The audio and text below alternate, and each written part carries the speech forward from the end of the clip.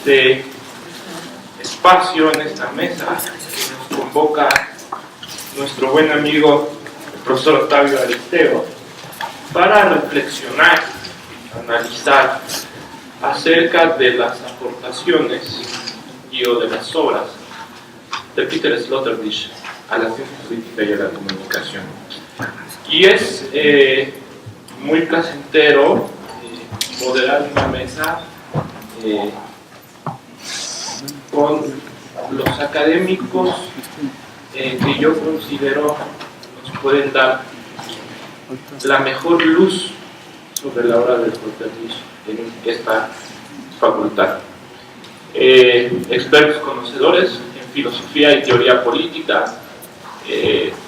Me parece que va a ser una obra que convoca a los alumnos a investigar quiénes son los autores, cuáles han sido sus aportaciones, pero también dentro de las aportaciones siempre es válida la crítica propositiva, y yo espero que en este espacio podamos instigar a los alumnos a reconocer en la obra de Peter Sloterdijk este tipo de atributos. Me voy a permitir presentar una primera aportación, en particular con la participación de querido compañero de la maestría en estudios políticos y sociales, Jesús Rivero Casas, ¿sí? Él es politólogo y está estudiando la maestría, ¿cierto?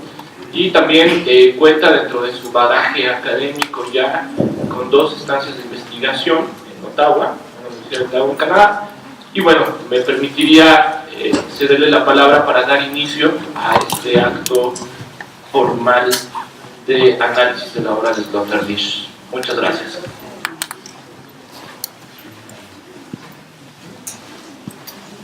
Buenos días. Primeramente agradezco mucho la invitación a participar en esta mesa.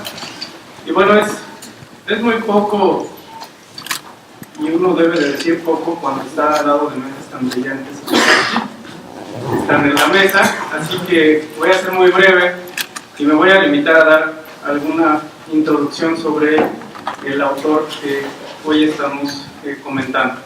Mi intención es primero dar algunas provocaciones sobre la ciencia política, el estado de la ciencia política, y después cómo Sloterdijk ha logrado contribuir a su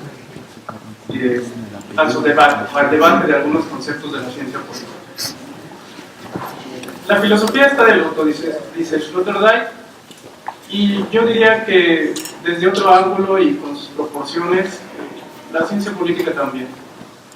Se pregunta el pensador si la filosofía tiene como aplicación a la problemática social, y dice que es una disciplina triste, con una mirada triste. A mí me parece que quizás también podríamos entender que la ciencia política lo está. Es de todos sabidos que hay un gran debate sobre la definición del método y objeto de estudio de la ciencia política, y que algunos dicen que ciencias como la sociología, la economía o el derecho ya han superado esta etapa y están ganando terreno al objeto de la ciencia política. Almond ya ha caricaturizado esta situación a partir de pues, las corrientes que están sentadas en una cafetería, pero que están en mesas distintas. Entonces, me parece que pues hay que llevar a cabo un debate. He sostenido en algunas clases que es necesario reconocer que hay algunos discursos construidos en los que se fundamentan los pilares de nuestra ciencia política. Tanto autores como conceptos podrían deberse a un diseño estructurado de ordenamiento social. No es nuevo decir, ya lo han dicho bastantes autores, que el Estado moderno se fundamenta a partir de la filosofía liberal, que fue el mecanismo a través del cual un grupo de habitantes de la orbe, que controlaba el comercio y la producción a finales del siglo XVI, logró posicionarse en una situación privilegiada para influir en las decisiones políticas. Desde entonces, la doctrina del liberalismo igualitario ha sido la base en la que se sustenta el estudio del Estado moderno.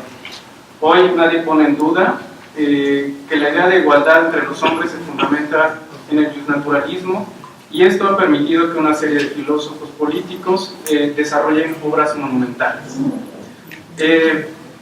Es posible decir también que la ciencia política no pone en duda entre sus objetos de estudio el Estado y el paradigma del contractualismo. Ya en el siglo XX, algunos filósofos encabezados por Adorno no vacilaron en cuestionar el proyecto de la modernidad. El mayor de ellos, la desacralización del conocimiento, ya que la razón había prometido al hombre la vía de su liberación. El único resultado palpable fue que la Ilustración había quitado al hombre aquella entidad que le dictaba lo que era bueno y malo, y lo había dejado con una gran responsabilidad de otorgar o no un sentido moral a estos términos. Más tarde, heredero de esta escuela, ha profundizado en estos temas. En este sentido, es que el Estado se circunscribe en un proyecto moderno del cual es plausible dudar. La ciencia política entonces debe cuestionar algunos de estos paradigmas que sostienen su objeto de estudio. Es pertinente preguntarnos sobre la plausibilidad cuestionante del Estado moderno. La idea que el autor que hoy comentamos denuncia es quizás sobre la naturaleza social de los hombres que podría no responder a la decisión unánime de abandonar un estado de naturaleza por entrar a un estado civil. En este sentido, Peter Sloterdijk viene a abonar a estos cuestionamientos, en especial al decirnos que antes del son politicón ya se encuentra una especie anterior que ha sido, o un ordenamiento social que ha sido desaparecido del panorama de las ciencias sociales, en particular de la ciencia política. Es así que en su obra, En el mismo barco, que tengo aquí, hace una feroz crítica a la idea de que el hombre es un ser que debe de ser presentado a priori como un ser social. Entonces a los politólogos nos pone en el centro de un debate de nuestro gran paradigma, el son político. Por lo anterior, inicia su trabajo con una fuerte sentencia: el descubrimiento de lo difícil que resulta mantener unidos a los hombres en ciudades y estados para una vida nueva, buena y común, no es exclusiva de los griegos. Sloterdijk dice que ya se puede rastrear en algunos textos antiguos las preocupaciones de mantener una unidad en relación al hombre. De lo anterior llega a la conclusión de que el género humano se encuentra sentado al lado de una bomba de tiempo que se ha ido detonando en el paso de 2.000 o 3.000 años en lo que hemos llamado historia universal. La traducción es, dice, y lo cito, es que nos corresponde estar junto a aquellos a los que no pertenecemos. Continúa que la historia de las ideas políticas es un intento por desactivar esta paradoja política y por tanto que el tema de la vieja ciencia política ha sido la de contener los dramas que necesariamente tenían que producirse cuando los horizontes de pertenencia común de los grupos y los pueblos se extendían hacia una dimensión imperial y alcanzaban una envergadura universal. Los politólogos, dice el filósofo, deben de tener presente que las sociedades son sociedades a partir de una creencia fundamentada en su propia existencia. En este ensayo, Sloterdijk analiza 3 formas de lo que ha denominado fantasías que han permitido la vida en sociedades, mecanismos que han permitido que durante ciertos años sea posible el arte de caminar juntos. En el primer momento, figura que ha permeado la vida en comunidad, que es la paleopolítica, y en la que me quiero centrar unos minutos más, es integrante de 3 más. Es la paleopolítica, las sociedades agrarias y la hiperpolítica, las sociedades modernas o posmodernas. Para ello es menester reconocer la existencia de una ideología de la cultura superior, es decir, según el autor, que la auténtica historia, aquella de la que merece la pena ocuparse, según el gran discurso que tenemos en las ciencias sociales, no tiene más de 4 o 5.000 años, y por ello se ha señalado como un punto de aparición del hombre. Esta gran construcción discursiva apunta también es posible encontrarla en su máxima exposición a partir de teólogos, sociólogos y politólogos que han presentado al hombre a partir de la ciudad y del Estado y de la nación. Para el autor es necesario reconocer lo funesto que puede resultar la idea de una cultura superior, un error trascendental en la historia. La doctrina de la cultura superior niega la historia humana en la cual se han perfeccionado nuestros componentes genéticos. reduce casi, dice, en un 95% el tiempo real de la historia de la humanidad con fines antropológicos. Afirma, y lo cito, se trata de presentar al hombre como un ser vivo político. Su sentido es presentar al hombre como un burgués, animal de Estado, que necesita para su plenitud y su esencia de capitales, bibliotecas, catedrales y representaciones diplomáticas. Al hacer a un lado esta anulación de la prehistoria, podemos observar la distancia y terreno real de la historia de la humanidad. Es decir, mientras que para las culturas superiores el hombre se considera como algo dado, con el fin de imponerle trabajos y funciones, en la prehistoria dice que el arte de lo posible consistió en llamar a la vida a nuevos hombres a partir de que los más viejos hereden a los más jóvenes, un mundo mezquino y peligroso. Por ello, la paleopolítica se convierte en una herramienta que parece ser una hazaña en la cual el hombre intenta, contra el destino y la complejidad, perpetuarse a través de ella. Para comprender de una manera más detallada la vida en comunidad prehistórica, el autor nos presenta particularidades básicas de la vida en hordas. Dice que lo mejor es imaginarse que a las antiguas hordas eran una especie de islas flotantes que avanzan lentamente de modo espontáneo por los ríos de la vieja naturaleza. La horda se encuentra unida a partir, y es muy importante este aspecto que menciona, de un efecto emocional que unifica a los integrantes. Es una institución psicosocial, dice, que en cuanto los seres de la horda, los integrantes, se encuentran su esencia. Y esta esencia le parece que es lo más importante dentro de la propia horda, más que sus integrantes. La ley de la horda, entonces, es la reposición de la horda en su propio linaje. El hombre es un neonato que está en la matriz de la horda. Las hordas son grupos creadores, entonces, de seres humanos que transmiten a sus descendientes calidades de luz. Es en este momento en donde se configuran la mayor parte de las características del hombre actual. Precisamente en la evolución es que se entiende la visión de la crianza dentro de las hordas en el planteamiento de Sloterdijk. Así afirma que lo que frívolamente denominamos prehistoria es en realidad un hiperdrama que acontece en forma de exitosa sucesión de evoluciones de lucro.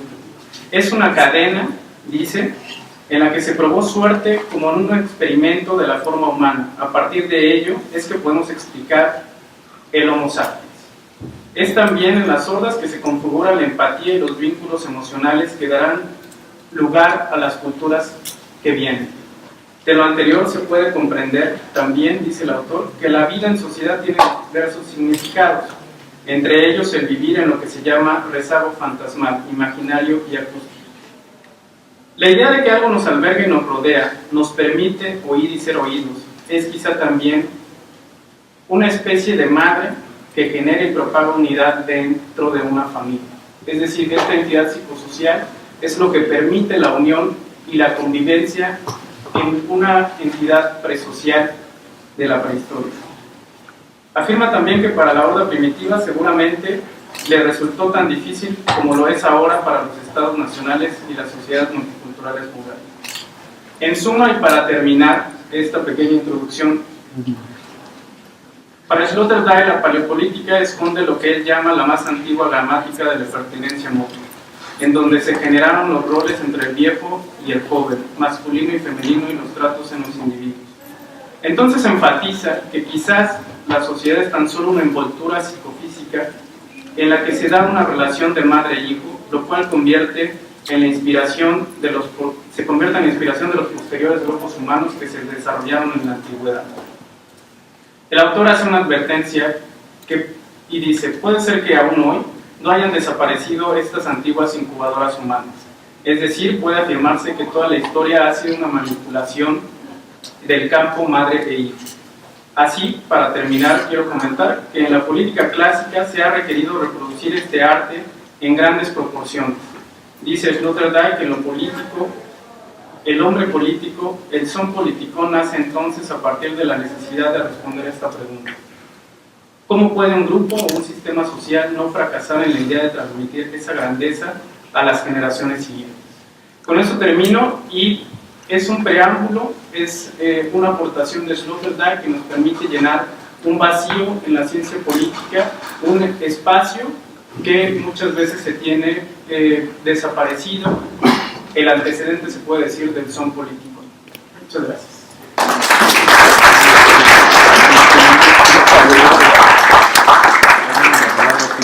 Gracias, Jesús. Y me permito ahora darle la palabra a un buen amigo, colega y quien nos ha convocado a este espacio de reflexión, el maestro Octavio Aristeo López. Muchas gracias, Rodian. Muchas gracias, doctora Lourdes Quintanilla, por aceptar la invitación. Doctor Jorge Federico Márquez, muchas gracias por tu asistencia. Doctor Otilio Flores, también le agradezco su participación. A Jesús Rivero, que acaba de dar una muy buena exposición, y al maestro Rodian, por ser moderador de esta mesa. Mirada triste, dice Jesús, del animal político que vive en una incubadora, en un parque humano. Hablar de Peter Sloterdijk, vaya, la pronunciación puede ser pues, Sloterdijk, pero para hacer más fluido quiero definirme como Peter Sloterdijk. Es hablar de un pensador político, comunicólogo, filósofo, multifacético, polifacético y polémico. Por primera vez conocí su obra, su pensamiento, en el posgrado y doctorado de Filosofía Política que imparte el doctor Cesario Morales en la Facultad de Filosofía y Letras de aquí de la Universidad Nacional Autónoma de México. Es complejo y complicado tratar el tema, las aportaciones de Peter Sloterdijk a la ciencia política y comunicación. Por lo mismo, espero tener alguna esperanza, como dice este pensador político, de hacer amigos a través del texto, en el que estoy gastando energía a través de la palabra, intentando comunicar lo que pienso. Porque el lenguaje es un manantial en movimiento de existencia que habla en cada hoja de un árbol, en perpetuo cambio del universo que nace y muere. Intento buscar mi identidad en este lenguaje de vieja naturaleza de Homo sapiens, que es parte de mi energía fosilizada. Con mi exposición construiré mi esfera sin molestar a nadie, sin producir ruido. No causaré molestias para ser un amigo identificado y aceptado en el vivir juntos, estar juntos en esta sala, en esta mesa, unidos en el destino y en el pensamiento activo, dinámico de Peter Sloterdijk, y no salir de él. Señala que Heidegger vio en la modernidad contemporánea a la época plena del Homo Faber, donde todo es fabricado desde la subjetividad para explicar el objeto. Es el Homo Faber y su cristalización contemporánea que es el individuo egoísta, rescatando el concepto de todos. Por lo que afirma Peter Sloterdijk, como animales hemos fracasado, por lo que estamos en tinieblas, en el caos, estamos enfermos de espíritu, estamos dolientes, estamos enterrando nuestros ídolos, no tenemos dónde poner la cabeza, dónde reclinarla para descansar. El enemigo está en mi casa. Ya no estamos seguros de nuestra esfera, que es muy frágil. A voces llamamos con miedo: Señor, sálvame. El Señor le contesta: hombre de poca fe, ¿por qué dudas? Joseph Ratzinger, como papa de rostro adusto y mirada fría, 376 años después, celebró el 5 de febrero de 2009 una misa en honor a Galileo. La razón llega a la Iglesia Católica. ¿Acaso existía sin razón? Solo se adecua a las circunstancias de la razón y permite que Galileo esté presente y siga generando energía, y sin embargo se mueve. Por tal razón y razonamiento, el Papa Juan Pablo II retira la condena a Galileo de 1633. Recordemos que Galileo observó que no solo existían formas geométricas perfectas, esferas, dice Sloterdijk, movimientos regulares y mutables, los círculos, sino también sombras y luz, energía e irregularidades en las estrellas y las órbitas de cristal no existen, y que todos los cuerpos celestes no giran alrededor de la Tierra. La Tierra gira alrededor del Sol. Energía pura. Sin el Sol, la vida termina en la Tierra. Ya es hora de pensar en la muerte del Sol. y pensar en alimentarse de la energía del individuo, razón Sloterdijk, extraerle su energía, exprimirle su energía en un invernadero que para algo sirva su existencia. Para no ser dependientes de la energía del sol, por ahora el individuo solo se ha conformado con ser transformador de energía, consumidor, no generador de ella. El organismo transforma la energía de los alimentos en energía mecánica, movimiento, energía térmica, calor y energía eléctrica, transmisión de impulsos nerviosos. Esta energía del individuo debe tener una salida. ¿Acaso será alimento de las máquinas pensantes o ya es una máquina pensante? Debe cumplir con las leyes de la termodinámica, alterar su cuerpo, acelerarlo y que actúe, llevarla a la acción, como señala Kant y Karl Marx. Pero se tiene que controlar esa energía, se tiene que administrar, se tiene que controlar esa energía monoteísta del individuo, dice Sloterdijk. Cito: naturalmente, en una existencia como la del Papa, es de suponer que hay algo así como un núcleo incandescente, pero esto no funciona sin un sistema de refrigeración. La razón en el derecho es mente fría ante un corazón caliente. Lleno de fe es la moderación, es ser timorato. Un individuo con poca energía es incapaz de comunicarse con eficiencia, gasta más energía que lo que puede consumir. Con déficit de energía es más controlable, por lo mismo debe ser domesticado, quitarle la palabra, y de ser lobo, convertirlo en el hermano lobo, no en una oveja en medio de lobos, sino sentirse perro, animal, que no habla, pero se comunica, ladra y llora, pero no muerde. Por lo mismo, el principio filosófico de la escuela cínica se basa, señala Sloterdijk, en la total anulación de todos los deseos y necesidades humanas para mejor parecerse a los dioses. Cierto, muchos ejemplos encontramos en la filosofía oriental. Individuos moribundos, débiles, muertos de hambre, sobreexplotados, padecen excesivo sufrimiento, comen más hierbas y no carne. Esto limita las prácticas y deseos sexuales. Pérdida de identidad sin rostro definido, todo esto se convierte en un excelente rebaño domesticado. Señala Sloterdijk. Pues los cínicos no son tontos, ni más de una vez se dan cuenta total y absolutamente de la nada a todo conduce. Sobre este tipo de cinismo, en el que se meten en su tonel los Diógenes modernos, tenemos ejemplos de los que llegan a identificarse con la comedia musical humorístico de Roberto Gómez Bolaños, El Chavo del Ocho, que habitaba en una vecindad, en un tonel, y se alimentaba de la caridad, no pagaba renta ni impuestos. De vez en cuando asistía a la escuela. Por supuesto, originaba lástima, sin padre ni madre, era pateado y tratado como perro. Ese es el proceso del cinismo, del alquimismo. Y aquí la crítica de Sloterdijk a la era del cinismo del individuo que cultiva el tedio, despreocupado, impúdico, perezoso, negligente, descuidado, tardo, lento en la acción, opacado, indigno, no confiable, traicionero, etc. ¿Por qué? Dice Sloterdijk. El día en que Copérnico demostró que la Tierra estaba suspendida en el espacio, la humanidad entera vaciló. El ser humano fue presa del pánico ante la idea de caer en el vacío y desaparecer en el infinito agujero negro. Desde entonces los hombres solo aspiran a recuperar un manto protector, algo parecido a la placenta confortable de la cual salimos. Tanto que toda obra humana tiende a reconstruir esa forma original. De esto se encarga la razón para llenar ese vacío, la ciencia y la técnica, crear confort y seguridad, porque Dios ha muerto, grita Zaratustra de Nietzsche. Nada es eterno, fue asesinado por la razón. Dios ha muerto, es el eco histórico de Nietzsche. Es el culto de la razón en este monoteísmo alimentado con el caos. El ser humano es peligroso por naturaleza, tiene la llama divina en su interior, es el fuego que lo calcina.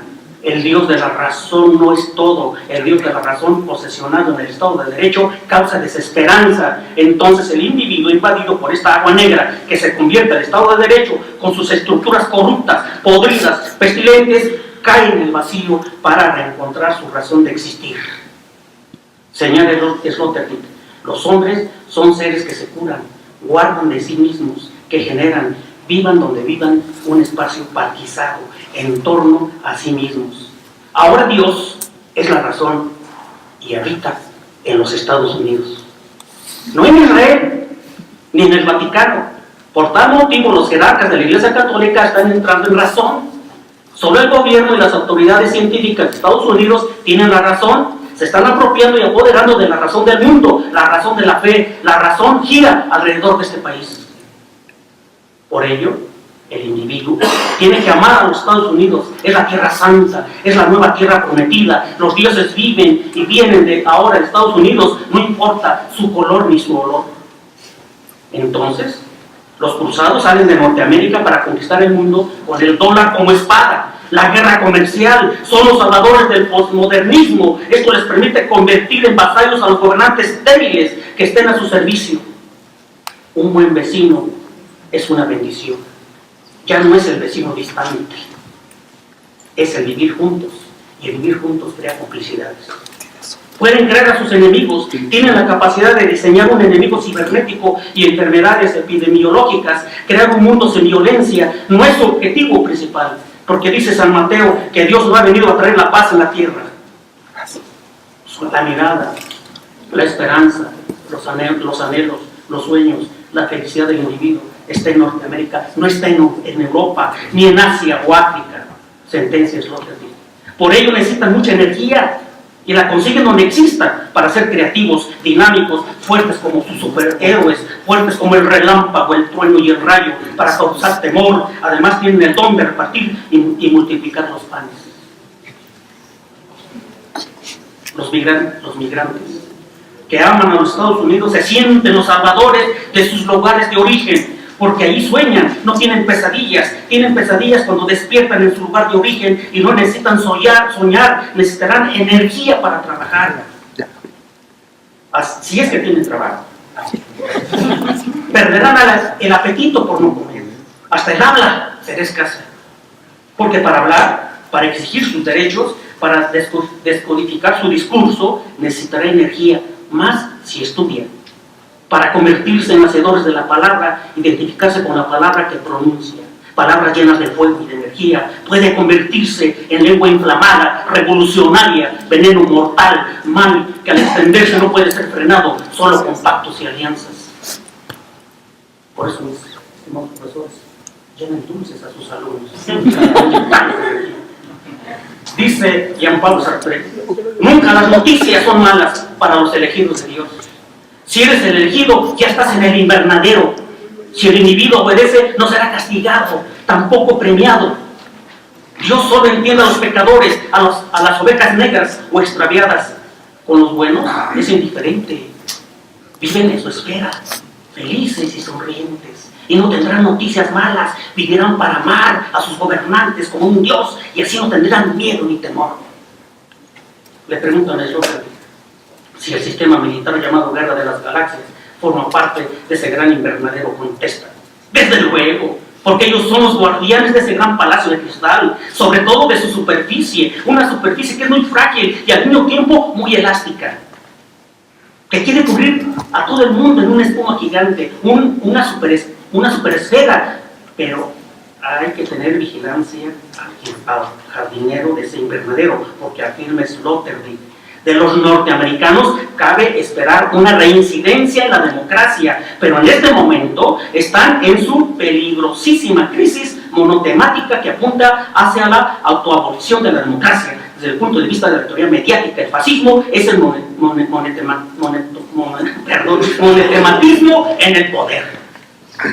Ante una Europa vieja, achacosa, quebrada, con instituciones podridas, de mirada vacía, llena de recuerdos, y recuerda que le dio al mundo los principios de igualdad, libertad y fraternidad, y que nada puede cambiar, ya nada puede hacer, ya no tiene fuerza, ya no tiene energía, necesita energía Europa.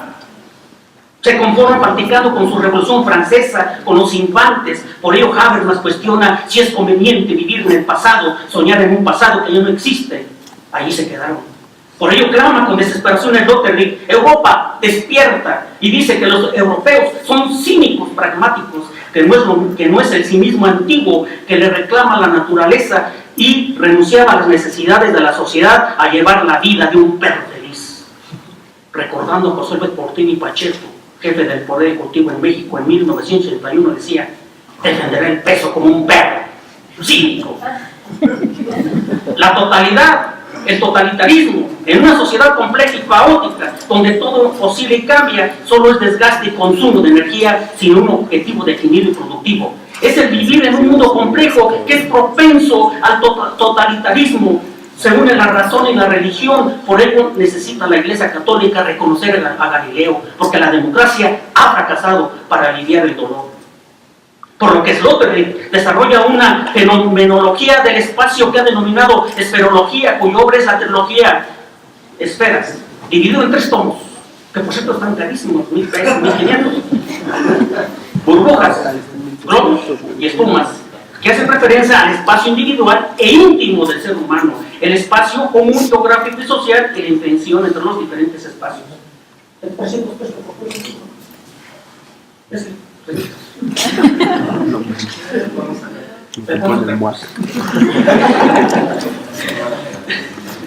Una cosa que todas las burbujas tienen en común es su vacío interior y falta de esencia, es su fragilidad. Cuando más grandes, más frágiles, aunque parezcan más fuertes. Cuando más se inflan, más cercanos están a explotar. Sostiene Sloterdijk: el hombre es un arquitecto de sus interiores. Por lo tanto, se construye esferas. Las esferas son realidades trascendentes que dan a la nada, por cuanto es imposible morar directamente en la nada, o bien, para vivir en ella, siempre hace falta una versión esquemática, por así decir, de una casa habitable, aunque sea una caja de cartón desechada por los obreros de una fábrica. No estamos condenados a ser libres, como lo dice Rousseau. Por el contrario, estamos condenados a habitar. Si no tienes casa, tienes inseguridad. El hombre, según Sloterdijk, a su vez goza y sufre su ser animal, busca su esfera, mas si es el útero o semejante al útero, busca protección. Es un animal que palpita a punto de estallar. Controlar la pulsión, la vida, el instinto vital, la pulsión es por poder. Crueldad, gozo y placer que se manifiesta con mucha energía, y para que no se desboque se debe procesar la violencia, administrar la violencia. Crear áreas de entretenimiento en extremo, estos deportes en extremo. Crear oscilantes sin ir a ningún lado, que se cansen los individuos, que se den de topes. Individuos atrapados, consumidor de píldoras de felicidad y confort, fortalece su identidad en el consumo para homogeneizar al individuo, drogar a la sociedad. Eso de la legalización de las drogas tiene mucho sentido con lo que dice Sloterdijk. Permitir su consumo diario de dosis a cada individuo. Si la droga no puede, está el plan B, la religión. Y si no, el plan C, las armas. Ya que es peligroso, la energía desencadenada del individuo, porque puede ser liberadora, puede romper las cadenas que lo atan. Por lo mismo, darle pan y circo, satisfactores de éxito, desarrollar su infantilismo, conservar su inmadurez, que crea en el matrimonio, que busque, se apropie del útero, que sea consumista a muerte, frívolo, prohibirle los actos heroicos, que viva con el miedo y temor, eso es lo importante. Que sea un lobo estepario, un perro domesticado, y no un Zaratustra. Cuerpo sin espíritu es cuerpo muerto, alimento de buitres. Busca con desesperación estabilidad y quiere buscar un exceso de seguridad en el útero. Busca el cuerpo del útero, en el que no puede regresar, está afuera, fue sacado con violencia para no morir, vive en un vacío lleno de energía y dolor, pero domesticado y adiestrado para buscar y encontrar el extraútero que le dé seguridad, descanso y bienestar. Sloterdijk, en su novela Ensayo al árbol mágico, recuerda el instante en que el nonato es expulsado por líquidos y contracciones del vientre materno, de ese refugio y memoria profunda de la seguridad y el bienestar, para deslizarse entre paredes estrechas en furiosa contracción y entre asfixias y miedo, ciego, atisbar por vez primera la luz terrible o el abismo, ese instante, ese rayo que lo acompañará en toda la travesía de la vida del ser humano. El problema de las burbujas es que explotan. Ahí está el problema. Por eso jamás se va a acabar con el conflicto. Siempre posee efectos que nadie desea: pérdidas económicas, empresas arruinadas, negocios que desaparecen, organizaciones políticas en crisis y la muerte. Entonces, el individuo tiene que cuidar su espacio, su esfera, que no estalle, andar con cuidado, recuperar su cuerpo para no sufrir, que nadie contamine su esfera, ni la novia, bueno, ni los hijos, evitar el sudor de los demás, el saludo, el beso, el aliento, que nadie amanece por romper esa esfera. Afirma Sloterdijk, el cuerpo es una esfera que estalla a cada instante, los gases, las flatulencias deben ser eliminadas, que hace que el cuerpo fermentado reviente a cada paso. A cada instante. Dicen los químicos que reventamos cada 14 veces al día. Por lo mismo Sloterdijk comenta, ese espacio vital cada vez está más amenazado. El aire que respiramos es acondicionado, filtrado, purificado. Después de la utilización de gases mortales, ese aire se va transformando en un elemento amenazador. El aire y el medio ambiente forman parte de la estrategia militar, y como el hombre necesita inmunizarse contra esos peligros, esto acelera la construcción de esferas protectoras, sean ellas el espacio aéreo, mientras ciudades climatizadas, en nuestras oficinas y departamentos, que tenemos nuestras esferitas allí, y que cuando golpea fuerte el vecino está rompiendo nuestra esfera y nos da pánico y miedo, donde uno recibe el mundo sin estar obligado a salir de casa. La mejor esfera es tu casa, no salir para que no te maltraten, te perjudiquen, te dañen los asaltantes o los policías uniformados de asaltantes. Lo anteriormente expuesto, con razón, demuestra por qué Peter Sloterdijk de un día para otro se hizo famoso con su crítica de la razón cívica, publicada en 1983.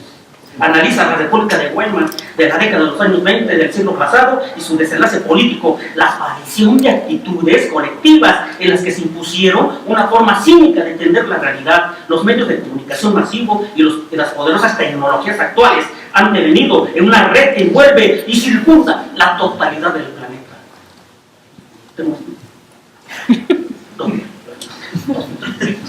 En este sentido, es que no los quiero aburrir. En este sentido, se puede hablar de una permanente acción ideológica de modificaciones de la realidad, en la que los ciudadanos asistan indefensos a la manipulación y adaptación mediante una complacencia feliz a partir de las operaciones ideológicas de la razón cínica. El cinismo, que Sloterdijk define como la falsa conciencia ilustrada, se inspiró en Diógenes para inaugurar el nuevo cinismo, personaje griego que en su tiempo no aceptó la ayuda del conquistador de la India, Alejandro Magno, a su lado, para poder ver el sol. Algo tiene la India, el país. Sloterdijk estuvo allí. Sloterdijk estuvo allí. También Friedrich Nietzsche, Hermann Hesse, Jacques Derrida, algo trae de allí, porque llegan sus espíritus más revolucionados. Ese es el resultado de un esfuerzo de unir la filosofía de Oriente con la filosofía de Occidente. Afirma Sloterdijk, por haber leído a Hesse, por creer que el espíritu sopla desde Oriente, por ser de la retaguardia del 68, me acerqué al gurú Osho. En el Oriente sale el sol. La Biblia menciona un jardín del Edén que ubica en el Oriente. En el Oriente está el árbol de la vida, resguardado con una espada encendida. Caín habitó al oriente del Edén, oriente místico y misterioso para Occidente. Vendrá de Oriente el Salvador. No es casualidad que estos filósofos alemanes y franceses visiten a la India y conserven una línea de pensamiento. Occidente, consumidor de energía.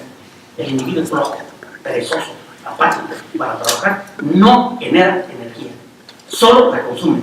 Por ello Sloterdijk es contundente con señalar: tendrá fin, porque la dulce vida en ese gran palacio de cristal está basado en una tecnología que no es sostenible, es decir, en las energías fósiles. Tenemos energías fósiles aún por 50 a 100 años como máximo. En todo caso, nuestro placer ya no es el mismo, ha sido prácticamente demolido, porque las energías fósiles no son solo agradables cuando son baratas, y esa época ya terminó para siempre, no volverá nunca más. Cuando se vuelva a cabo, no hay más confort, porque la democratización del lujo es imposible ya. La verdad es que el hombre detesta el trabajo. Los hombres simulan trabajar. Ahora, ante el fin de las energías fósiles, el trabajo regresa con una carga insoportable. Termino con una reflexión, con un versículo bíblico del Nuevo Testamento. El que tenga oídos, que oiga. Muchas gracias por su parte.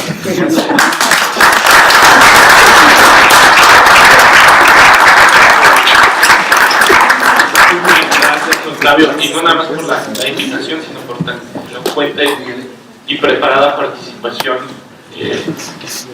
que nos has brindado el día de hoy, esta mañana. Bueno, a continuación me permito presentar ¿Lourdes?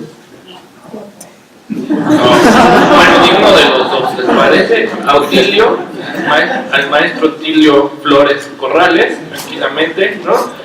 Entre que se echan el volado Lourdes y Jorge, a ver quién habla primero, le paso la palabra a Autilio, tranquilamente, ¿no?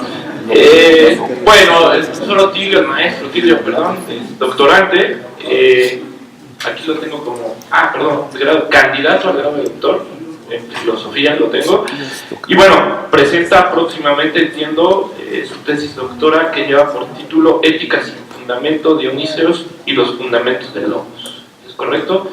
Es uno de los profesores más destacados en filosofía y teoría política. Les puedo contar brevemente, desde que era yo estudiante, se hablaba mucho del profesor Autilio y su cátedra de filosofía y teoría política. Pues un placer, y bueno, le concedo la palabra.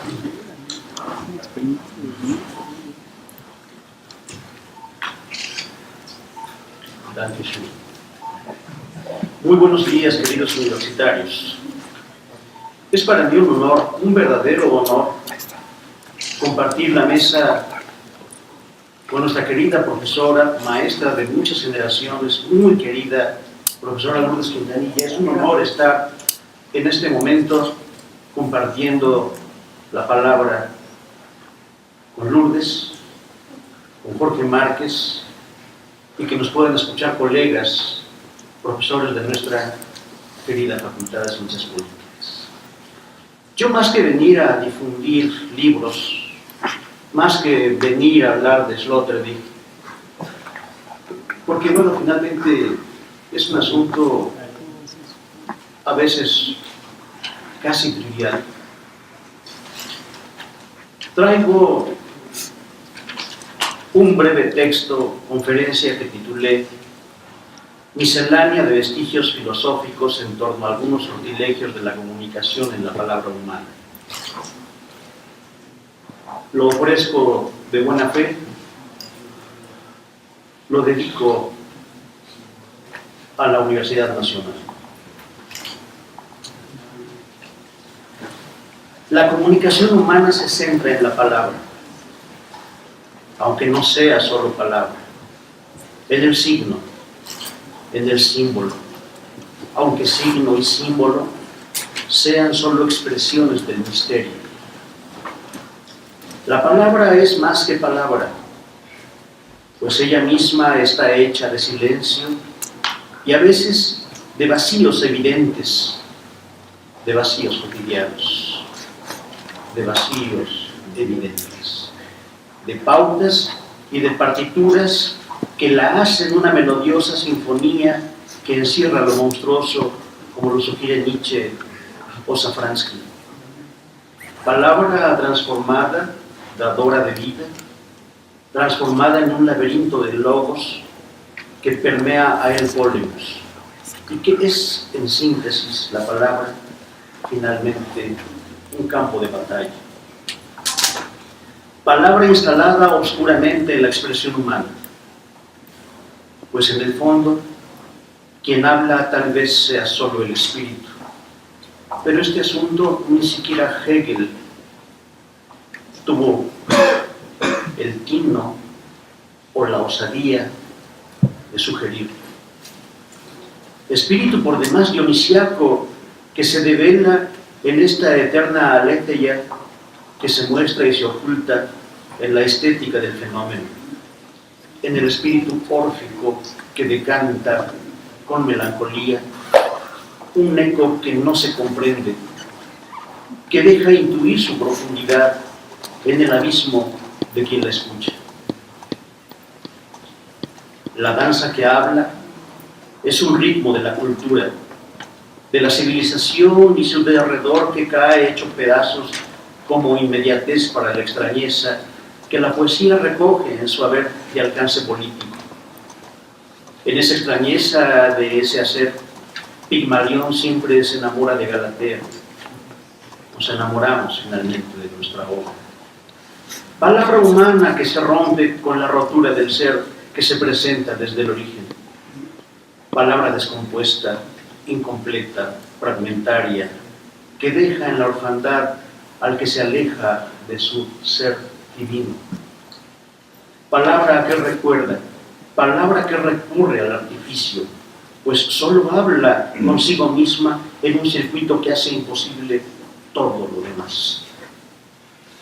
Palabra mundo que cubre los sueños y que reconfigura una metafísica entre la identidad sonora de su piel y la transformación del que viaja con ello en el tiempo y en el mundo por la vida, así, sin más, como experiencia humana.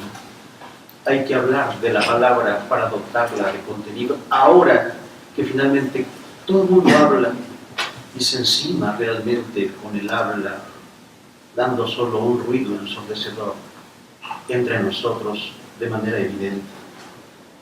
Palabra política de dimensiones para las mutaciones históricas de la vida del mundo, más allá de nuestra vida propia.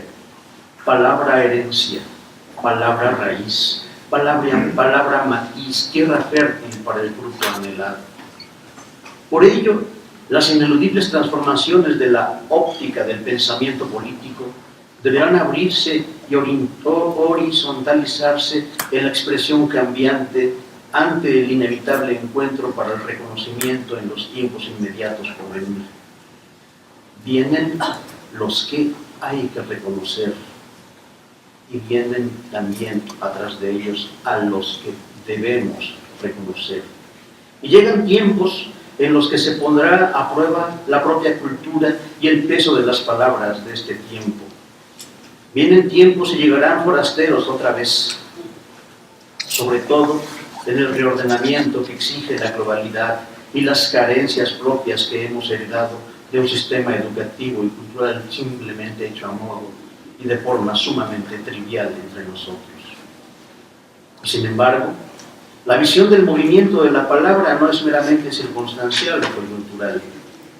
Este movimiento empatado con el de las migraciones conlleva a la vez la fuerza de vectores de la irracionalidad a falta de una idea del hombre en estas complejas circunstancias donde ahora estamos comenzando a ser hombres prótesis y seres gobernados por las máquinas, por la inteligencia artificial, en medio de un conjunto de algoritmos de dudosa realidad, como aquellos cimentados en el cambio climático que en síntesis son simplemente síntomas de una geografía del mercado que directamente afectan a los climas humanos, como ya lo apunta nuestro pretexto para estar aquí, Sloterdijk.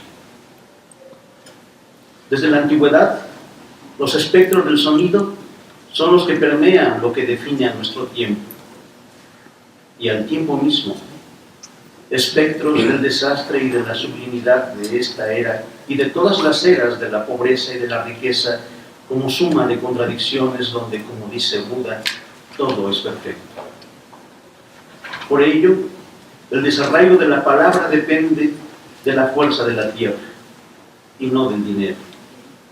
Esa tonalidad del tiempo es el ritmo y la velocidad de la vida, de la época, de la era, del instante y del momento que es transitoriedad permanente hacia algún lugar. Esa es la orquestación divina y de quien la dirige.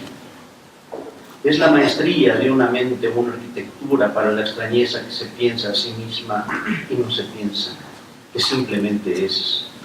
Los signos de las sociedades son armonía de la contradicción de la que habla Heráclito o de la que nos concede Lao Tse, como un verbo, como ese verbo de Juan, que finalmente es un verbo gnóstico, un verbo cifrado, un conjunto de códigos cifrados, como se apunta en la erudición más fina del mitraísmo. Esto evidentemente es algo que está más allá de la mera idea de Estado. Hablar de la palabra es, en principio, hablar de Estado, hablar sobre el Estado, hablar para el Estado. Más allá de la pura idea del romanticismo que no fue sino solo una bella abstracción con la que se instaló esa idea de los universales, y con ella ese oleaje que justificó por siglos el colonialismo intelectual que aún impera con todas sus terribles secuelas. Todavía nos encontramos instalados en ese colonialismo intelectual que, a la vera de las imposibles independencias de nuestros pueblos, constantemente estamos permeando y dejamos de lado también, sin caer en chauvinismo, aspectos que tocan directamente a las ideas que nos conceden identidad, a las propias circunstancias intelectuales que demandan nuestro tiempo.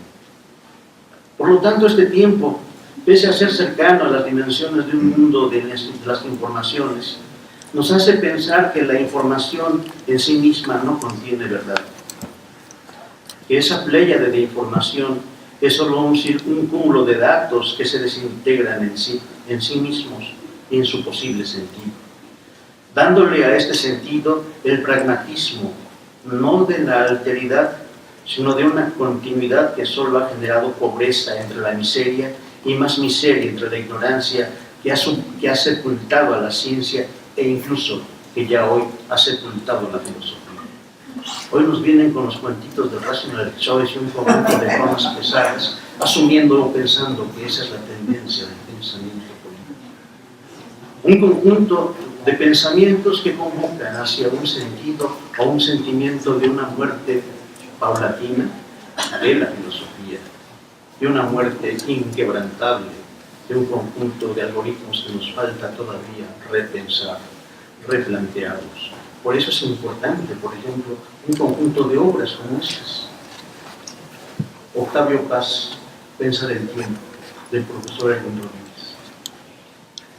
El pensamiento sustancialmente, el pensamiento, el que propiamente le ha pertenecido falsamente al humanismo, a los humanismos, han dejado de lado, por ejemplo, la poesía y el arte.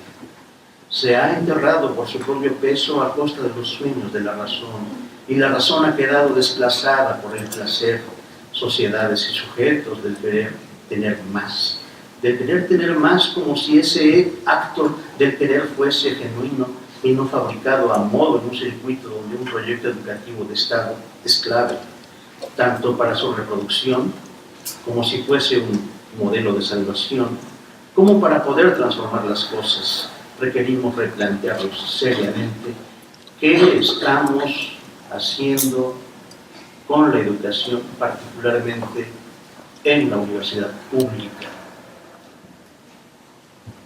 Es un planteamiento serio, porque aquí también se genera la corrupción, porque aquí también se generan los circuitos más patológicos de las sociedades inconfesables en donde nos encontramos instalados. La corrupción en las salas de los jueces no es fortuita. La enorme pereza, la miseria evidente en la Cámara o en las cámaras también se la debe en gran medida a la producción intelectual que tenemos aquí en la Universidad Nacional.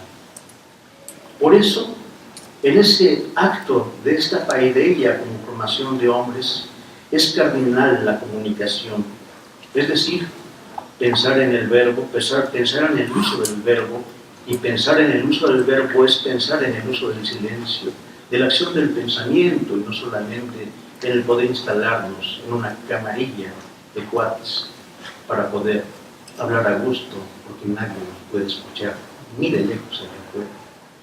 Es ahí donde está uno de los centros de la política.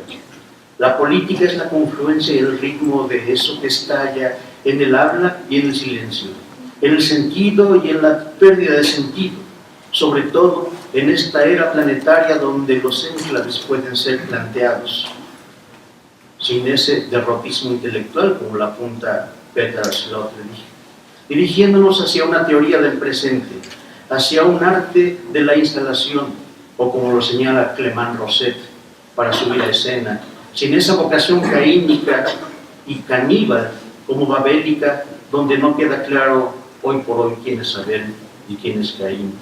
donde no sabemos por qué esta hambre para comerse al otro aquí y ahora, en internet y en carne propia, donde muchos signos, donde muchos idiomas confluyen en uno solo para entendernos en medio del terror, de este intraducible, de ese ser intraducible que es la voz del desierto que llama y que dicta a quienes habremos de reconocer con ello qué es lo que debemos hacer, dónde nos debemos encontrar, o como diría finalmente Píndaro, dime dónde pongo los pies, dime cómo debo bailar. Muchas gracias.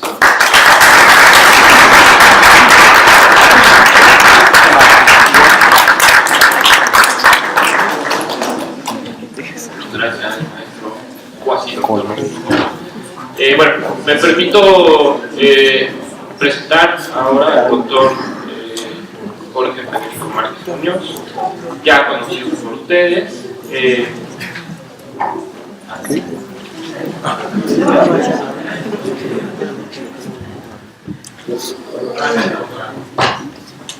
una interesada asistencia. Bueno, un gusto para mí estar en esta mesa. Gracias, Octavio, por organizar este evento.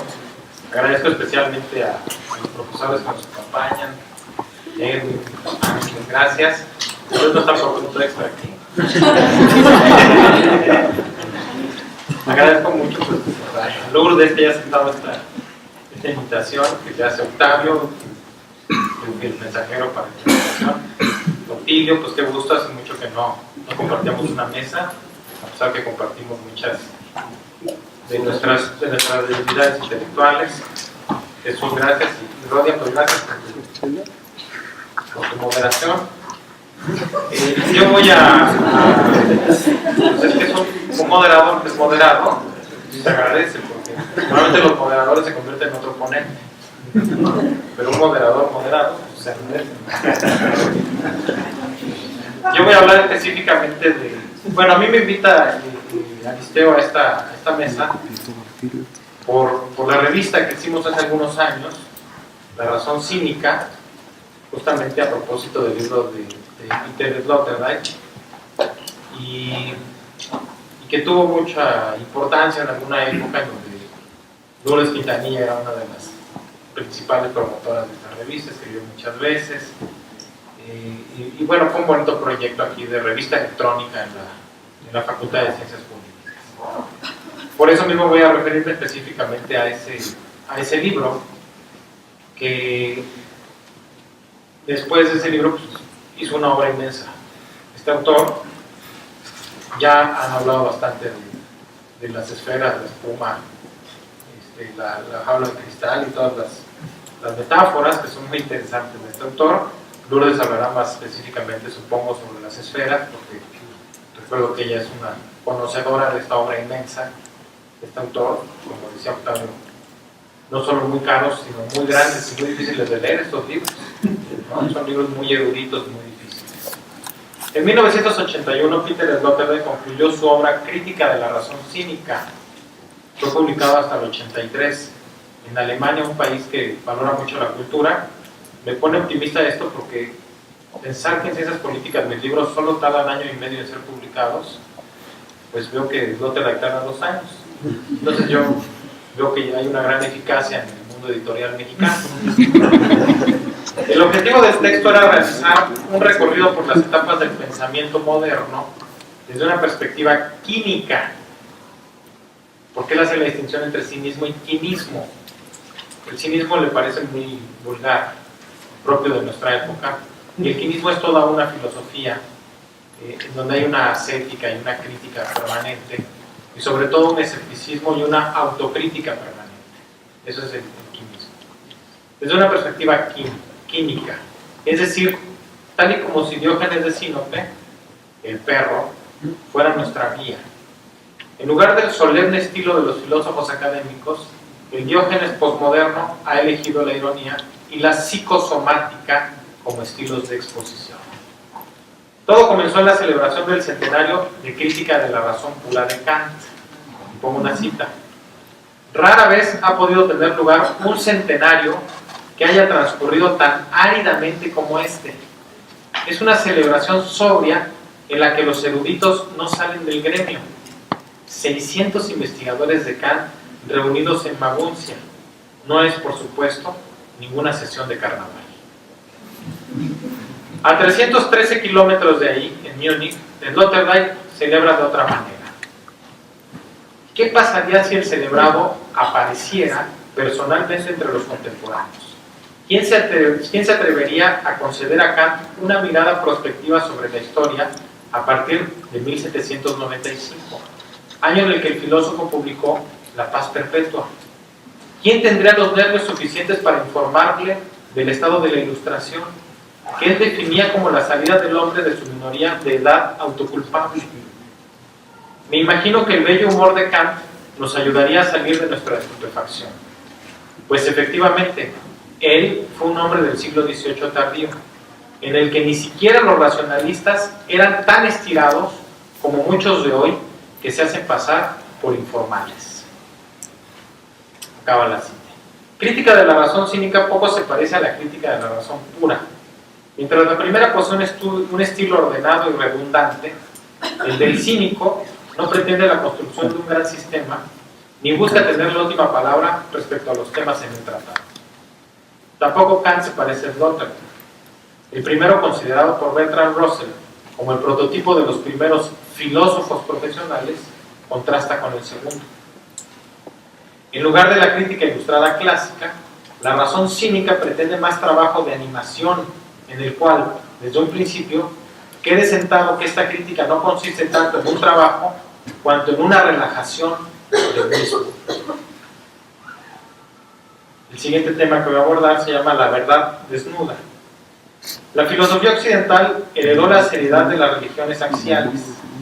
Trata del problema del ser, de la nada, de la totalidad, del infinito, de Dios, del alma. Nada de esto debería provocar hilaridad. En sus discursos queda poco espacio para la risa. Pero junto a ella existe una tradición que no posee grandes discursos ni da lecciones trascendentales, pero que siempre está ahí para recordar al filósofo que sus sistemas pueden no ser más que una pérdida de tiempo. A propósito de esto, Sloterdijk narra la famosa historia de Tales de Mileto, quien acompañado de su criada salió a comprender el firmamento. Al hacerlo se distrajo y cayó en una fosa. La sirvienta le gritó a su desafortunado patrón: Tales, ni siquiera puedes ver lo que tienes ante tus pies y ya te imaginas poder descubrir lo que está en el cielo.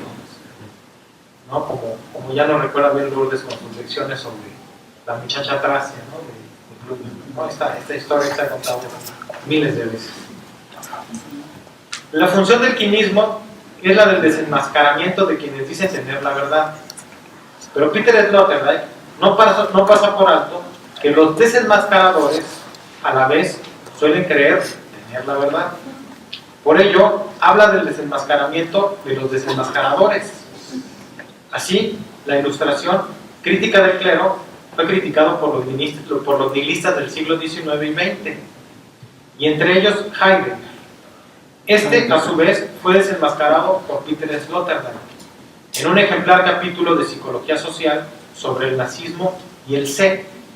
Es el último capítulo de la crítica de la razón cínica, en donde habla de cómo Heidegger aspiraba a un asunto de la autenticidad del ser y criticaba una cosa que llamaba el sé como lo inauténtico. Y bueno, ahí nos va narrando de manera muy irónica Peter Sloterdijk cómo el propio Heidegger en realidad caía exactamente en el estereotipo de lo que él criticaba. Con el cinismo se trata de descubrir el cuerpo viviente como sensor cósmico, para asegurar al conocimiento filosófico del cosmos una base realista. Por ello, existe la necesidad de considerar al cuerpo y sus gestos. La crítica química no es puramente racional o retórica, va más allá de las palabras, es expresión fisionómica. Mientras en el proceso de civilización cuyo núcleo forman las ciencias, nos enseñan a distanciarnos de los hombres y de las cosas, de tal manera que los tenemos delante de nosotros como objetos, el sentido fisionómico nos proporciona una clave para todo aquello que alude a la cercanía con el medio ambiente. Su secreto es intimidad, no distanciamiento. No proporciona un saber cósico, sino un saber convivial. Con este concepto de Ivan Illich, y lo trasladó al terreno de la teoría del conocimiento, se trata de un saber de las cosas de manera íntima. La nota de Illich la pone el propio Sloterdijk. Él sabe que todo tiene forma y que toda forma nos habla de una manera múltiple. La piel puede oír, los oídos son capaces de ver y los ojos distinguen entre el frío y el calor. El sentido fisionómico atiende a las tensiones de las formas y escucha, como vecino de las cosas, su susurro expresivo. En la filosofía auténtica, química, pervive la corriente cálida de una espiritualidad convivial y de una vecindad cósmica libidinosa que equilibra y sirve de contrapeso al impulso objetivador del dominio de las cosas. Del amor a la sabiduría cae algo de calor sobre los objetos de esa sabiduría y suaviza la frialdad del conocimiento estrictamente objetual. Sacar la lengua, torcer la boca maliciosamente, hacer una boquita amargada, carcajearse, echarse un pedo, mostrar los senos o el culo, son algunas de las expresiones que el cinismo utiliza para exteriorizar su crítica, para llegar a la verdad desnuda. Sloterdijk tiene un capítulo sobre cada una de estas cosas que les dije, donde demuestra cómo tienen una gran función didáctica estas expresiones y crítica. En donde va haciendo también, por cierto, un comentario bastante crítico sobre Norbert Elias, quien era un defensor del proceso de civilización. El cinismo se percata de que el diálogo sereno y racional, propuesto por la Ilustración, no es posible en un mundo en el que las multitudes no están dispuestas a jugar con esas reglas del juego. El estruendo de una carcajada es mejor que un discurso filosófico, pues este no es un mundo de filósofos, sino de histéricos. Sloterdijk pone el ejemplo de Theodor Adorno, quien hablaba de la verdad desnuda, por eso se llamaba así ese pequeño su capítulo, y según nos han descrito sus biógrafos, Theodor Adorno era un tipo extraordinariamente rígido y amargado, ¿no? Y entonces hablaba de la verdad desnuda y hablaba pues su crítica al capitalismo, al jazz, a la cultura estadounidense.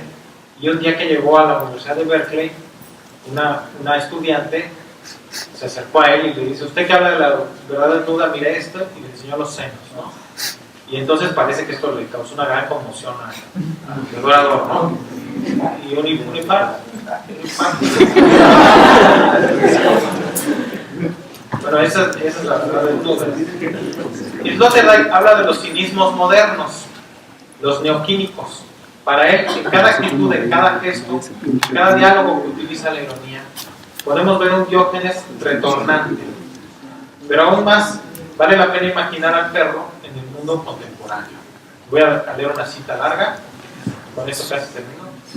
El filósofo se apea en su tonel ateniense y se dirige al siglo XX, cae en las dos guerras mundiales, pasa a través de las capitales del capitalismo y del comunismo, se informa sobre el conflicto entre el este y el oeste, oye conferencias sobre estrategia nuclear, teorías de plusvalía e impuesto de plusvalía, visita instalaciones televisivas, cae en una caravana de autopista de un viaje de vacaciones, está sentado atónito en un seminario de Hegel. Estar preparado para todo es lo que había enseñado, pero lo que él tiene que ver ahora es más de lo que pueda soportar. Él ya había considerado a los atenienses bastante chiflados. Sin embargo, renuncia a cualquier intento de clasificación de lo que ahora encuentra. Stalingrado, Auschwitz, Hiroshima. Echa de menos las guerras médicas. Por miedo a las instituciones psiquiátricas, Diógenes renuncia también a andar por las calles con la linterna a la luz del día. ¿Se acuerdan que andaba buscando a los demás? De repente, le embarga un sentimiento que jamás se había sentido en Atenas: tener algo importante que decir. Antaño había sido todo como un juego. Sin embargo, ahora le parece como si la cosa fuera realmente en serio, Con un suspiro accede a participar en el juego. A partir de ahora empezará a comportarse seriamente en la medida en que pueda. También aprenderá la nueva jerga filosófica y a jugar con palabras hasta que la gente se maree. O sea, te pone a leer a Derrida y entonces... Y suave, subversivamente, con el gesto más grave, intentará llevar a los contemporáneos lo ridículamente sencillo que él tiene que decir. Ahí acaba la cita. Pero el Diógenes de Sloterdijk, es decir, el Diógenes encarnado en el propio Sloterdijk, no renuncia a sus ideales. De hecho, termina en un triunfal retorno a su viejo estilo. Probablemente Diógenes deje algún día su cátedra y, poco después, en el tablón de anuncios aparecerá la noticia de que las lecciones del profesor X no tendrán lugar hasta nuevo aviso. Los rumores dicen haberlo visto en el American Shop, donde se ha comprado un saco de dormir. Finalmente, se dice, se le ha visto sentado en un cubo de la basura, totalmente borracho y con una sonrisa vacía, como la de alguien que no está bien de la cabeza. Las cátedras no le satisfacen, tampoco la teoría crítica ni el desconstructivismo. Le aburre la filosofía de moda. Parece que ya ni siquiera vale la pena comprenderla para burlarse de ella. Más bien, hay que darle la espalda, regresar al tonel y burlarse del mundo, pues este ya es lo suficientemente ridículo como para prolongar su absurdo mediante sistemas teóricos doblemente absurdos. Muchas gracias.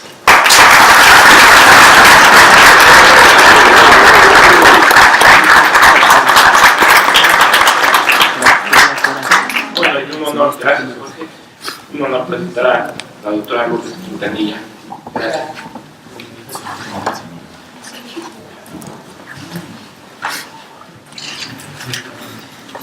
Gracias. ¿Cuáles son las influencias que ha tenido el OTB? Pues ha tenido todas las influencias del mundo. Sería inútil y estúpido hablar del mundo entero para entender esto. Entiende un poco porque es demasiado. Entonces, yo como no creo mucho en la cuestión de las influencias, ¿qué es eso de que me influencia? Uno cree que influenció, entonces mejor no lo veo. Lo que sí evoca, más bien, es una evocación de un gran filósofo francés, de Gaston Bachelard, no sé si lo hayan oído ustedes también, que es fascinante, el viejo, pero fascinante, porque realmente lo que le interesa a Bachelard es el espacio. Fíjense qué maravilla el espacio, una poética del espacio. Es en realidad lo que es el libro de las efectos, una poética del espacio. Hagan de cuenta que hay una fábula. Y acuérdense que las fábulas que están en el origen de todos los pueblos. Como decía Paul Valéry, que no podemos vivir sin lo que no existe. Entonces, bueno, la tierra y los sueños de reposo, ese libro de Bachelard, ese habla del agua, del aire, de los elementos. Maravilloso el Bachelard, se lo recomiendo mucho. Lo pueden leer por su cuenta, porque ninguno de los maestros se lo da así. No, bueno, no importa. Entonces, bueno. Como decía muy bien Jorge, el libro central para el dote que es la crítica de los concilios, que aparece aquí por los 33 y 34, se devora uno al viejo Diógenes, que reta Alejandro, bueno, tú quítate que me quitas eso. Entonces, bueno, en realidad, el problema del espacio es tan importante que el dote piensa que es el giro copernicano. Bueno, acuérdense que Copérnico ni se enteró de que la Tierra giraba alrededor de los Sol, eso fue ya después. Él nada más soñó con muchas cosas. En realidad, Pascal, otro filósofo que le recomiendo mucho para que es maravilloso, cuando se enteró de que la Tierra giraba alrededor del Sol, estaba muy triste, muy preocupado. ¿Pero por qué? ¿Qué te pasa? Es que los espacios son infinitos y yo me siento un ratón. Es que la verdad, ser hombre es casi ser un ratón. No hay que darle tanta importancia. El giro copernicano aceptó porque se permite el espacio protector de la metafísica. Es lo que iba a derrumbarse con el modernidad. Bueno, en realidad es cuando también empieza lo que se llama la globalización. Los pilotos hacen un análisis muy interesante sobre la esfera, la supuesta esfera terrestre y la esfera celeste que se rompió también. Y entonces, gracias a Magallanes y a Colón, y a Vasco da Gama y todos esos que son más importantes que los filósofos, que dieron la vuelta al mundo, etc., se globalizó el mundo. Entre curas, mercaderes, capitanes, gente, misioneros, todo esto ya viajó alrededor del mundo y empezó la globalización. No ahora, hace 3 décadas, no, empezó hace mucho. El mundo cambió radicalmente, claro, lentamente, porque el mundo no cambia demasiado rápido. Esta globalización afectó a todo el planeta, ¿no? Entonces nadie puede presumir ahora que son los causantes de la globalización. Pero esta globalización modificó el espacio. Y ahora el espacio marítimo de la globalización primaria ya no es suficiente. Ahora tenemos el espacio aéreo. Fíjense lo que es el mundo con el espacio aéreo. Si ustedes han leído de repente las noticias, saben que los aviones supersónicos van a hacer un vuelo de 3 horas de Nueva York a Londres. Bueno, para los ejecutivos, para nosotros, olvídense. Pero bueno, los espacios están cambiando. Bueno, ¿cómo pretender entonces que en esta época, con espacios tan diferentes, pueda haber todavía metafísica? O sea, que lo piensa así y mucha gente lo piensa. Por eso el mundo no progresa. Porque no van al ritmo del cambio del mundo, ¿no? Por ejemplo, para Stoltenberg dice que es más importante Julio Verne, por ejemplo, que Kant, ¿no? Pues que hay un pobre filósofo parroquial perdido ahí, que sabe dónde, y el otro la vuelta a 1980, por eso me gusta Stoltenberg, porque sale totalmente de la solemnidad, la defensa. Uno se ríe, aprende. Difícil a veces seguirlo porque está al punto, uno dice, bueno, ¿de qué está hablando? Bueno, hay que acercarse con el ánimo de ver el mundo de otra manera. Yo por eso se lo recomiendo mucho. Las famosas tesis de esferas, en realidad son los diferentes espacios en los que el hombre ha vivido, porque ninguna persona vive sola. El niño está en la placenta con la madre, en íntima comunión. Y después nace el niño y hace su cabaña, su cueva. ¿Sí? La madre en realidad es un lugar. Pero nunca está solo el niño. Oye muchas voces, también muchos pleitos, muchas dificultades. Pero en realidad no es un individuo, nunca. El individuo tal como lo ve también el occidente. Es no así. Nadie vive solo en el mundo. Nadie. Uno loco perdido por ahí, pero nadie puede vivir solo. En ese primer polo, en esa primera esfera donde nace un niño, está la madre, está el padre, si es que hay, están los parientes, están muchos polos, están muchas gentes relacionadas, porque en realidad las relaciones es lo que cuenta. Esas personas se comunican por medio del lenguaje, de los ademanes, de los gestos, por los pleitos, por las dificultades. Entonces, en realidad, hablar de individualismo es una taradez, porque en realidad nadie está solo jamás. Es muy difícil que uno esté solo. Siempre está con alguien, vive con alguien. Pero bueno, después, claro, llega un momento en que las pequeñas esferas se estallan, porque es natural, ¿no? Pero bueno, vienen de esferas más grandes que se llaman globos. Los globos son los pueblos, las tribus, las ciudades, hasta los imperios.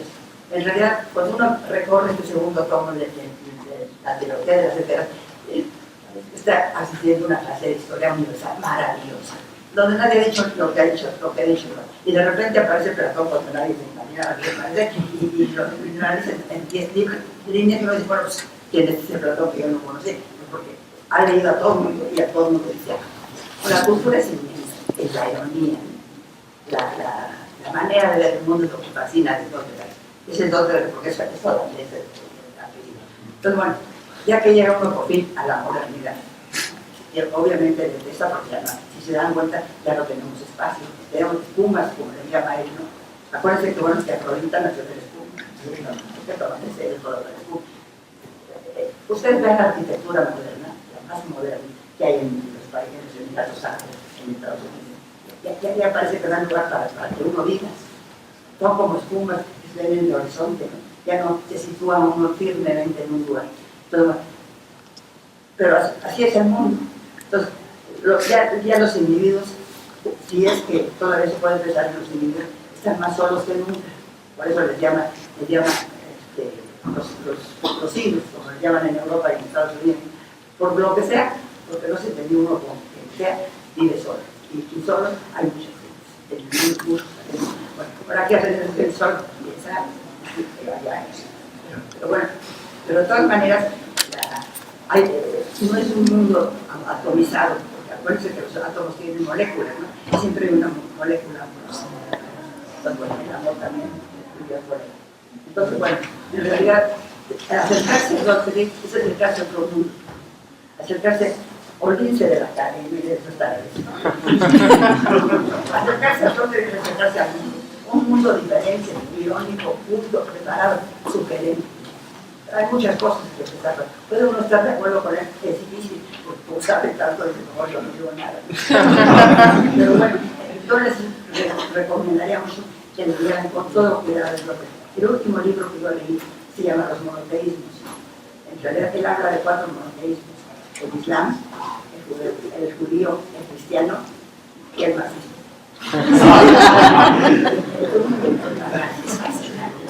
En realidad, todos los que han seguido a Marx son puras y se dan cuenta con que pueden aplicar transformaciones.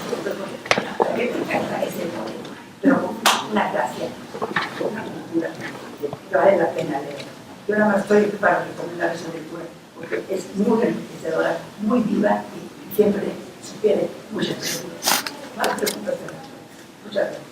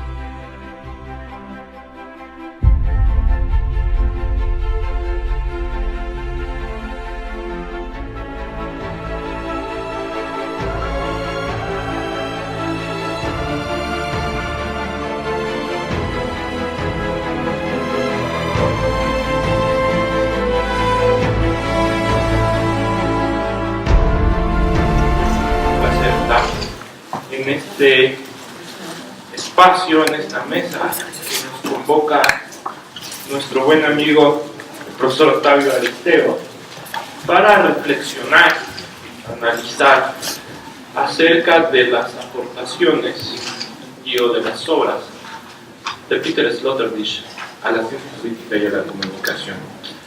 Y es muy placentero moderar una mesa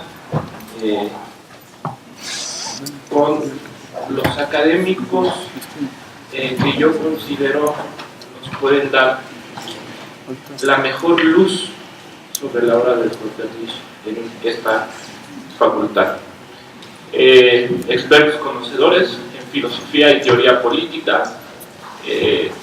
Me parece que va a ser una obra que convoca a los alumnos a investigar quiénes son los autores, cuáles han sido sus aportaciones, pero también dentro de las aportaciones siempre es válida la crítica propositiva, y yo espero que en este espacio podamos instigar a los alumnos a reconocer en la obra de Peter Sloterdijk, obra que ha permeado la vida en comunidad, que es la paleopolítica, y en la que me quiero centrar unos minutos más. Es integrante de 3 más. Es la paleopolítica, las sociedades agrarias y la hiperpolítica, las sociedades modernas o posmodernas. Para ello es menester reconocer la existencia de una ideología de la cultura superior, es decir, según el autor, que la auténtica historia, aquella de la que merece la pena ocuparse, según el gran discurso que tenemos en las ciencias sociales, no tiene más de 4 o 5 mil años, y por ello se ha señalado como un punto de aparición del hombre. Esta gran construcción discursiva apunta también es posible encontrarla en su máxima exposición a partir de teólogos, sociólogos y politólogos que han presentado al hombre a partir de la ciudad y del Estado y de la nación. Para el autor es necesario reconocer lo funesto que puede resultar la idea de una cultura superior, un error trascendental en la historia. La doctrina de la cultura superior niega la historia humana en la cual se han perfeccionado nuestros componentes genéticos. Reduce casi, dice, en un 95% el tiempo real de la historia de la humanidad con fines antropológicos. Afirma, y lo cito, se trata de presentar al hombre como un ser vivo político. Su sentido es presentar al hombre como un burgués, animal de Estado, que necesita para su plenitud y su esencia de capitales, bibliotecas, catedrales y representaciones diplomáticas. Al hacer a un lado esta anulación de la prehistoria, podemos observar la distancia y terreno real de la historia de la humanidad. Es decir, mientras que para las culturas superiores el hombre se considera como algo dado, con el fin de imponerle trabajos y funciones, en la prehistoria dice que el arte de lo posible consistió en llamar a la vida a nuevos hombres a partir de que los más viejos hereden a los más jóvenes. Un mundo mezquino y peligroso. Por ello, la paleopolítica se convierte en una herramienta que parece ser una hazaña en la cual el hombre intenta, contra el destino y la complejidad, perpetuarse a través de ella. Para comprender de una manera más detallada la vida en comunidad prehistórica, el autor nos presenta particularidades básicas de la vida en hordas. Dice que lo mejor es imaginarse que a las antiguas hordas eran una especie de islas flotantes que avanzan lentamente al objeto de la ciencia política. Almond ya ha caricaturizado esta situación a partir de pues, las corrientes que están sentadas en una cafetería, pero que están en mesas distintas. Entonces, me parece que pues hay que llevar a cabo un debate. He sostenido en algunas clases que es necesario reconocer que hay algunos discursos construidos en los que se fundamentan los pilares de nuestra ciencia política. Tanto autores como conceptos podrían deberse a un diseño estructurado de ordenamiento social. No es nuevo decir, ya lo han dicho bastantes autores, que el Estado moderno se fundamenta a partir de la filosofía liberal, que fue el mecanismo a través del cual un grupo de habitantes de la orbe, que controlaba el comercio y la producción a finales del siglo XVI, logró posicionarse en una situación privilegiada para influir en las decisiones políticas. Desde entonces, la doctrina del liberalismo igualitario ha sido la base en la que se sustenta el estudio del Estado moderno. Hoy nadie pone en duda que la idea de igualdad entre los hombres se fundamenta en el justnaturalismo, y esto ha permitido que una serie de filósofos políticos desarrollen obras monumentales. Es posible decir también que la ciencia política no pone en duda entre sus objetos de estudio el Estado y el paradigma del contractualismo. Ya en el siglo XX, algunos filósofos encabezados por Adorno no vacilaron en cuestionar el proyecto de la modernidad. El mayor de ellos, la desacralización del conocimiento, ya que la razón había prometido al hombre la vía de su liberación. El único resultado palpable fue que la Ilustración había quitado al hombre aquella entidad que le dictaba lo que era bueno y malo, y lo había dejado con una gran responsabilidad de otorgar o no un sentido moral a estos términos.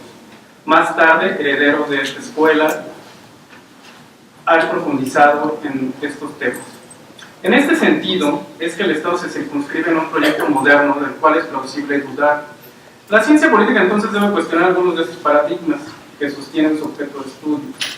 Es pertinente preguntarnos sobre la plausibilidad cuestionante del Estado moderno. La idea que el autor que hoy comentamos denuncia es quizás sobre la naturaleza social de los hombres, que podría no responder a la decisión unánime de abandonar un estado de naturaleza por entrar a un estado civil. En este sentido, Peter Sloterdijk viene a abonar a estos cuestionamientos, en especial al decirnos que antes del son politicón ya se encuentra una especie anterior que ha sido, o un ordenamiento social que ha sido desaparecido de el panorama de las ciencias sociales, en particular de la ciencia política. Es así que en su obra En el mismo barco, que tengo aquí, hace una feroz crítica a la idea de que el hombre es un ser que debe de ser presentado a priori como un ser social. Entonces a los politólogos nos ponen en el centro de un debate de nuestro gran paradigma, el son político. Por lo anterior, inicia su trabajo con una fuerte sentencia: el descubrimiento de lo difícil que resulta mantener unidos a los hombres en ciudades y estados para una vida nueva, buena y común, no es exclusiva de los griegos.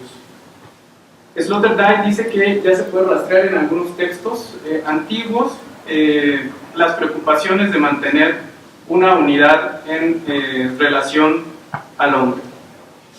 De lo anterior llega a la conclusión de que el género humano se encuentra sentado al lado de una bomba de tiempo que se ha ido detonando en el paso de 2 o 3 mil años en lo que hemos llamado historia universal. La traducción es, dice, y lo cito, es que nos corresponde estar junto a aquellos a los que no pertenecemos. Continúa que la historia de las ideas políticas es un intento por desactivar esta paradoja política y por tanto que el tema de la vieja ciencia política ha sido la de contener los dramas que necesariamente tenían que producirse cuando los horizontes de pertenencia común de los grupos y los pueblos se extendían hacia una dimensión imperial y alcanzaban una envergadura universal.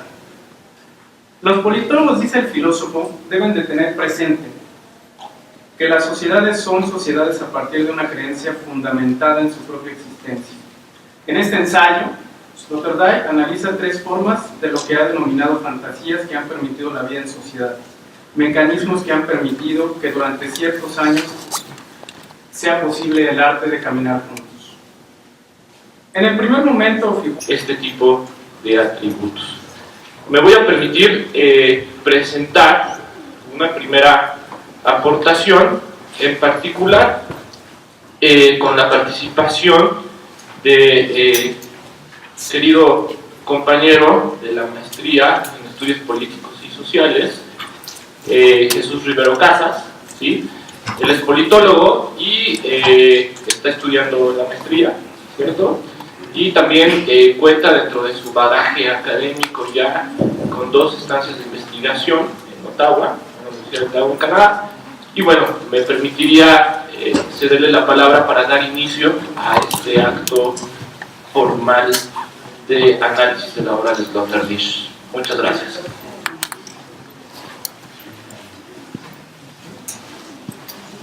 Buenos días. Primeramente agradezco mucho la invitación a participar en esta mesa.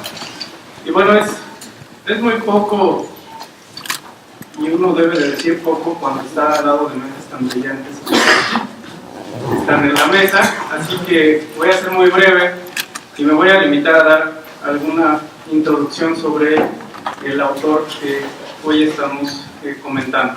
Mi intención es primero dar algunas provocaciones sobre la ciencia política, el estado de la ciencia política, y después cómo Sloterdijk ha logrado contribuir a su debate, al debate de algunos conceptos de la ciencia política. La filosofía está de loco, dice Sloterdijk, y yo diría que desde otro ángulo y con sus proporciones, la ciencia política también. Se pregunta el pensador si la filosofía tiene como aplicación a la problemática social y dice que es una disciplina triste, con una mirada triste. A mí me parece que quizás también podríamos entender que la ciencia política lo está. Es de todos sabidos que hay un gran debate sobre la definición del método y objeto de estudio de la ciencia política, y que algunos dicen que ciencias como la sociología, la economía o el derecho ya han superado esta etapa y están ganando terreno